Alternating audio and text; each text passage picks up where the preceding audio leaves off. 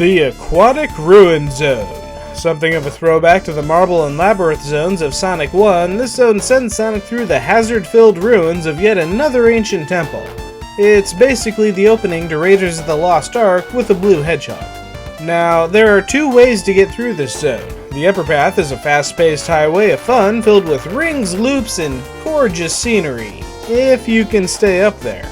More likely though, because this level hates you and wants you to suffer, at some point you'll probably end up falling down to the bottom path, a flooded death trap filled with spikes, crumbling stones, and killer robots.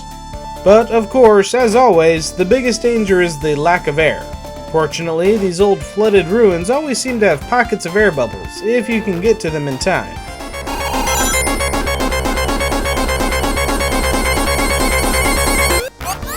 This is also the part of the game where the placement of the enemies starts to get a little frustrating. The new Robofish isn't too much of a problem, although they can be hard to avoid while underwater.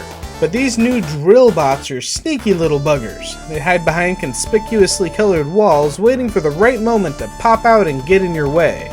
Likewise, scattered around the level are trios of robot flies, and while they're not particularly dangerous when you know where they are, they like to hang around in places that you're likely to run into them. Fortunately, that seems to work both ways, because if you rev up your spin dash attack, they're just as likely to run into you.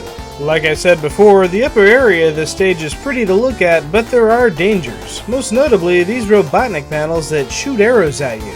The mysterious springboards also make a return, and who puts these things here anyway? Does Robotnik do it when he's setting up the rest of the traps, or were they here from the start?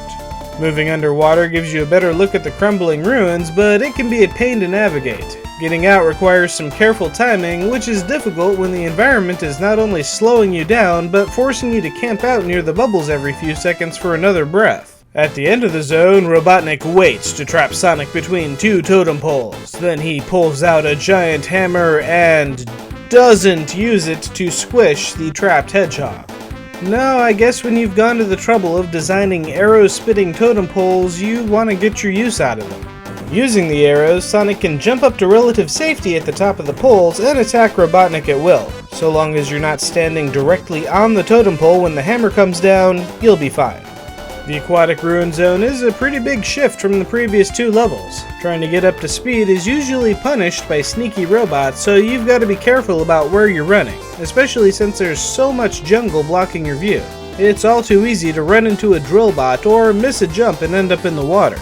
This is also the second and thankfully last level in the game to feature an underwater area. In the previous games, underwater zones were usually reserved for mid or late game levels, so it's nice to get it out of the way early. And that's it for the Aquatic Ruin Zone. So, what do you think about water levels? Let me know in the comments. Be sure to like and subscribe, share this video with your friends, and come back next week because we're hitting the slots at the Casino Night Zone.